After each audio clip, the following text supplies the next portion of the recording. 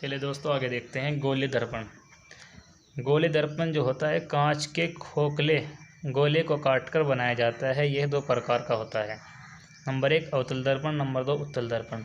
अवतल दर्पण वह गोले दर्पण जिसके दबे हुए तल को परावर्तक पृष्ठ बना दिया जाता है और उभरे हुए तल पर पारे अथवा चांदी की पॉलिश की जाती है। इस प्रकार के दर्पण को अवतल दर्पण कहते हैं। इस तरह से गोला था पूरा, उसको गोले को काट कर हमने बना लिया और इस हिस्से को यहाँ से काट लिया और इस पर जो इसका उभरा हुआ तल है उस पर हमने पारे अथवा चांदी की पॉलिश कर दी।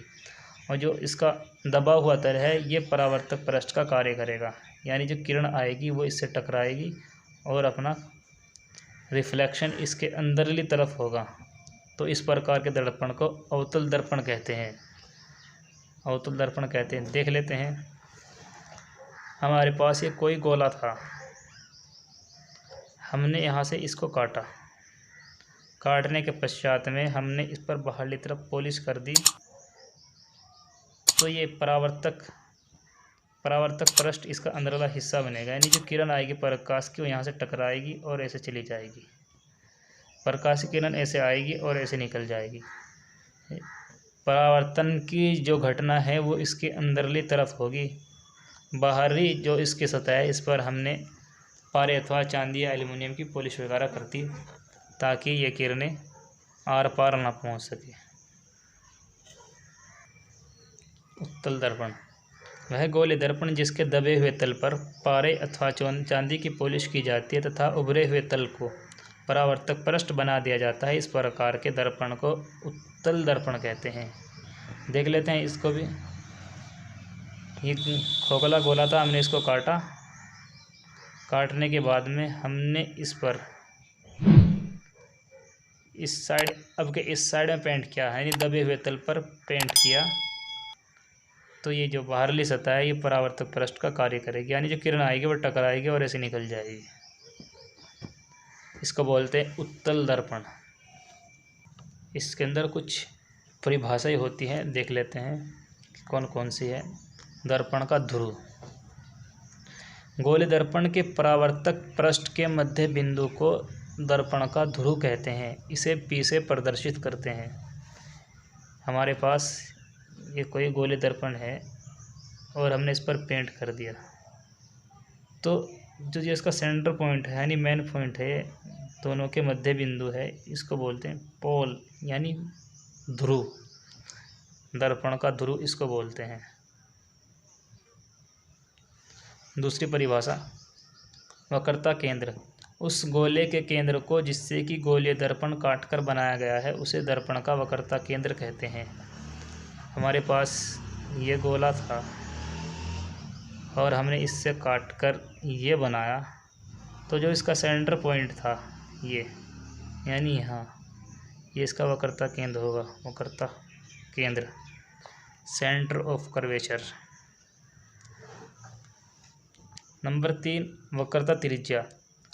उस गोले की त्रिज्या को जिससे कि दर्पण काटकर बनाया गया है उसे वक्रता त्रिज्या कहते हैं। इसे R से प्रदर्शित करते हैं। जो वक्रता त्रिज्या होती है वो यहाँ से यहाँ तक की दूरी होती है, इसको वक्रता त्रिज्या R से प्रदर्शित करते हैं। यहाँ से यहाँ तक की दूरी भी वक्रता त्रिज्या है गोले की। यहाँ से यहाँ तक की दूरी भी वक्रता त्रिज्या है। यहाँ से यहाँ तक की दूरी भी वक्रता त्रिज्या है। तो ये यहाँ से यानी यहाँ से लेकर के यहाँ तक की दूरी को वक्रता त्रिज्या कहते हैं। इसको R से प्रदर्शित करते हैं। मुख्य अक्ष। गोले दर्पण के वक्रता केंद्र तथा ध्रुव को मिलाने वाली रेखा को मुख्य अक्ष कहते हैं। वक्रता केंद्र और ध्रुव को मिलाने वाली रेखा को वक्रता केंद्र और ध्रुव को मिलाने वाली रेखा को मुख्य अक्ष कहते हैं, यानी ये मुख्य अक्ष है इसका, प्रिंसिपल एक्सिस।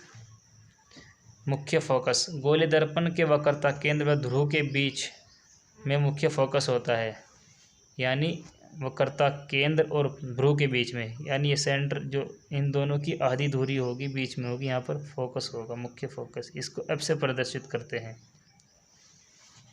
फोकस दूरी।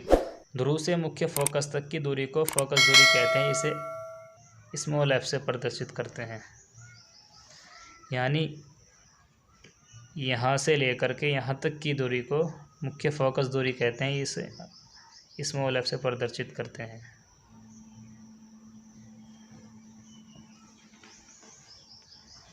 अब देख लेते हैं, ये कोई हमारे पास गोले दर्पण है, इससे काट कर हमने गोला बनाया, तो जो इसका सेंटर पॉइंट है, इस गोले का वक्रता केंद्र है, तो इसको सी से प्रदर्शित करते हैं, इसको ही वक्रता केंद्र कहते हैं। और यहाँ से यहाँ तक की दूरी को, जो इसकी त्रिज्या है, इसको वक्रता त्रिज्या कहते हैं। और यहाँ से यहाँ तक यानी वक्रता केंद्र और पोल के मध्य जो दूरी होती है, जो बीच में जो पॉइंट होता है, उसको फोकस कहते हैं। फोकस से लेकर पोल तक की दूरी को फोकस दूरी कहते हैं।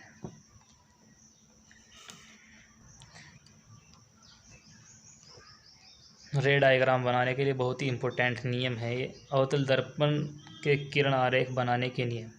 इसके 4 नियम है, बहुत ही इम्पोर्टेंट है। इनके बगैर हमारा कोई भी डायग्राम यानी हमारा जितने भी प्रतिबिंब बनेंगे तमाम इन नियमों के पालन करेंगे। इनमें से 2 रेखा हमें लेनी बिल्कुल ज़रूरी होगी, 2 किरणों का लेना बिल्कुल ज़रूरी होगा। देख लेते हैं कौन कौन से नियम है। नंबर 1, मुख्य अक्ष के समांतर चलने वाली किरण परावर्तित होकर मुख्य फोकस से जाती है। यानी मुख्य अक्ष, हमारा मुख्य अक्ष ये है, यानी वक्रता केंद्र और ध्रुव को मिलाने वाली रेखा को मुख्य अक्ष कहते हैं। मुख्य अक्ष के समांतर चलने वाली, समान के अंतर से चलने वाली, जितना डिफरेंस यहाँ इन दोनों के बीच में इतना यहाँ रहेगा, चलने वाली किरण परावर्तित होकर यानी दर्पण से टकराने के पश्चात में मुख्य फोकस से जाती है। यानी फोकस बिंदु हमारा ये यहाँ से होकर ये ऐसे जाएगी। अब यहाँ पर हम ये डाल देते हैं अभिलंब, इतना कोण यहाँ पर ये बन रहा है, इतना ही कोण ये बनेगा। नंबर 2, दर्पण की वक्रता केंद्र से जाने वाली किरण दर्पण से परावर्तन के पश्चात वापस अपने मार्ग पर लौट आती है। जैसे ये किरण वक्रता केंद्र से होकर जा रही है, वक्रता केंद्र यानी वक्रता केंद्र उसको कहते हैं जो जिस खोखले गोले से काटकर गोले दर्पण बनाया गया हो, उसके केंद्र को वक्रता केंद्र कहते हैं। जब कोई किरण यहाँ से जाएगी तो लौटकर वापस उसी दिशा में वापस आ जाएगी। देख लेते हैं इसको भी। हमारे पास ये कोई गोला है, हम यहाँ से जो भी किरण भेजेंगे सेंटर से इसके, तो डायरेक्ट जाएगी और वापस आ जाएगी। लेकिन अगर हम यहाँ से किरण भेजें तो यहाँ से टकराएगी और ऐसे आएगी, क्योंकि यहाँ पर कर्व ज़्यादा है और यहाँ पर सीधा है।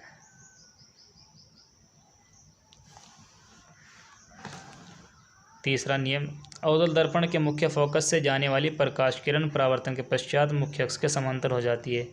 ये पहले नियम का बिल्कुल उल्टा है। पहले में मुख्य अक्ष के समांतर गई थी और फोकस से होकर निकल गई थी, लेकिन इसमें मुख्य फोकस से आएगी और मुख्य अक्ष के समांतर हो जाएगी। ये हमारे फोकस से हमने कोई किरण भेजी तो टकराने के पश्चात में मुख्य अक्ष के समांतर हो जाएगी। नंबर 4, अवतल दर्पण के बिंदु P की ओर मुख्य अक्ष के तिर्यक दिशा में, ये तिर्यक दिशा में आपतित किरण तिर्यक दिशा में ही परावर्तित हो जाती है। आपतित किरण तथा परावर्तित किरण आपतन बिंदु पर मुख्य अक्ष में से समान कोण बनाती है। यानी तिर्यक है, तिर्यक दिशा में मैंने यहाँ से किरण भेजी तो जितना कोण ये बनेगा हमारा, क्योंकि मुख्य अक्ष है, मुख्य अक्ष पर जो किरण जाती है वापस उसी दिशा में लौट आती है, तो यहाँ पर ही हमारा जो कोण बनेगा, इसको यहाँ पर ये मान लीजिए कि ये अभिलंब का कार्य करता है। यहाँ पर जितने कोण से आएगी उतने कोण से ये वापस लौट जाएगी, इतने कोण से आएगी इतने कोण से लौट जाएगी। ये 4 नियम है किरणों के, इनका याद कर लेना बहुत ज़रूरी है। इनके बाद में हम जितने प्रतिबिंब बनाएंगे तमाम के तमाम इसी बात पर आधारित होंगे, इन्हीं नियमों का पालन करेंगे।